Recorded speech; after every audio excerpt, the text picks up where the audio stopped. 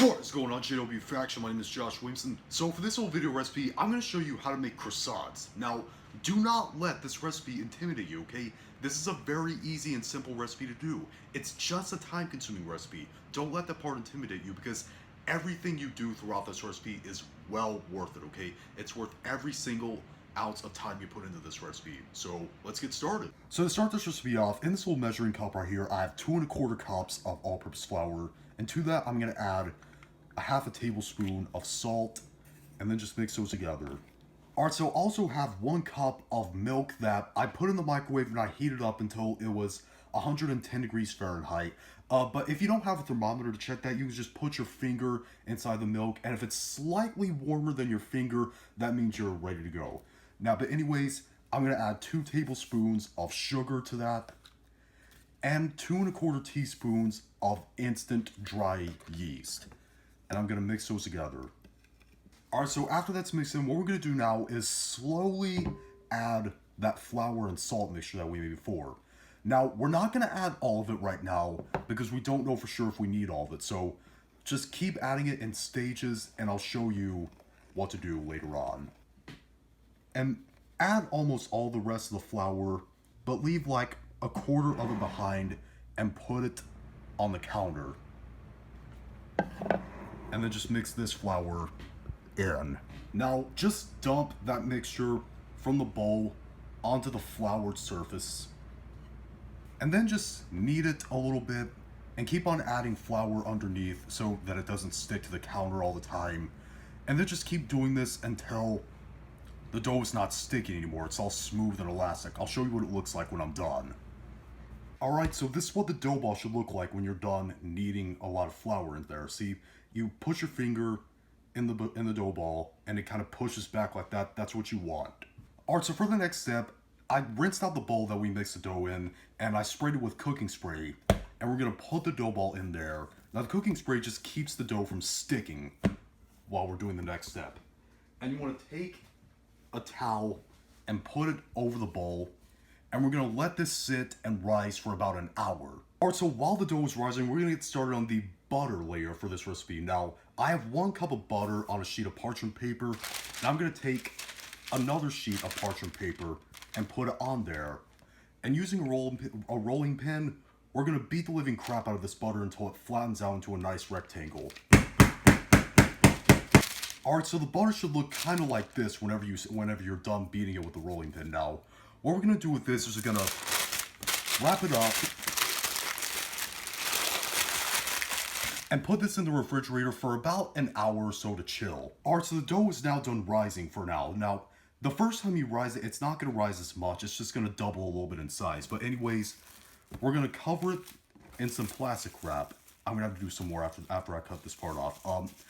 But anyways, we're going to put this in the refrigerator for about 30 minutes just to make sure it gets all cold.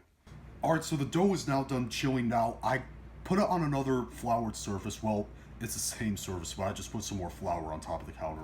But anyways, you want to take that rectangle of that 1 cup of butter and put it on there like this. Yeah, part of it broke off. And then just roll the sides of the dough out a little bit, just a little bit. And then just take those parts of the dough that you rolled out and cover up the butter with them.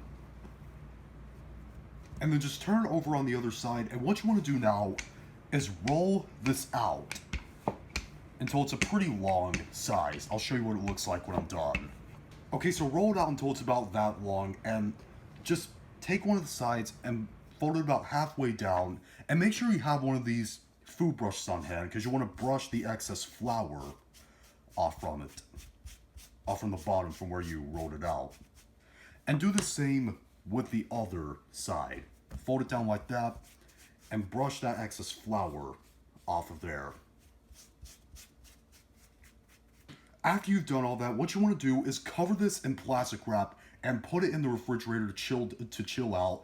And you want to repeat that entire process a total of 4 times. So I'm going to do the other 2 times, the second roll and the third roll off camera, and I'll show you the final roll on camera. So I'll be back when I'm done. Alright, now I'm on my 4th and final roll. Like I said, I did the other 2 rolls that I'm supposed to do out of the 4 off camera.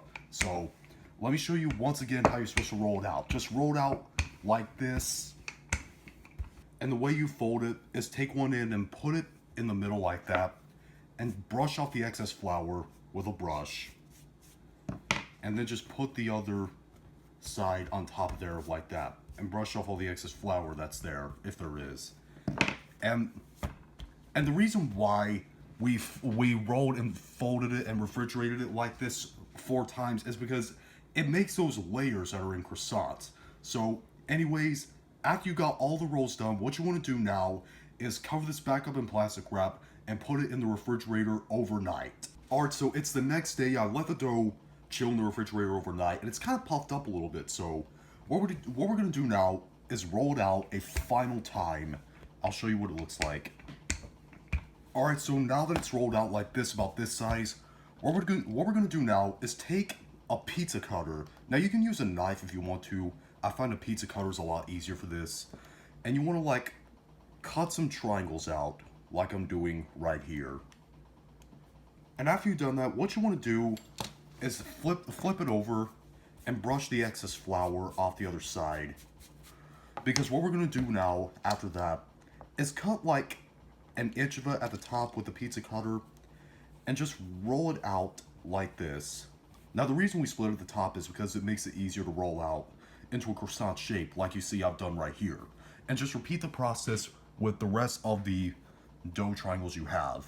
Alright, so for the next step, I transferred the dough pieces I rolled into croissant shapes onto a baking tray lined with parchment paper, and I'm gonna cover all those dough shapes with a dampened cloth, like a towel rather, and we're gonna let this rise again one last time for 3 hours. Alright, the croissants are done rising. They've risen really beautifully, they've doubled in size, and what we're gonna do now before we bake them is, I've got 1 egg mixed with about 2 teaspoons worth of milk, and I'm gonna take the brush that we were using, and I'm gonna brush over the top of every single dough piece that we have on the tray. This will ensure that they turn a nice golden brown while they're baking. Now after you've done all this, what you want to do is put this in the oven at 400 degrees Fahrenheit, that's 200 degrees Celsius, for about 20 to 25 minutes, or until they turn a nice golden brown on top. So after I'm done doing this, onto that step. Alright, our croissants are done. They smell amazing, they look amazing with that nice golden brown color. And I'm going to take one of the croissants and just break part of it off and show you the flakiness inside right there. You see that? That is amazing, isn't it? And they taste amazing too. Very buttery, very flaky.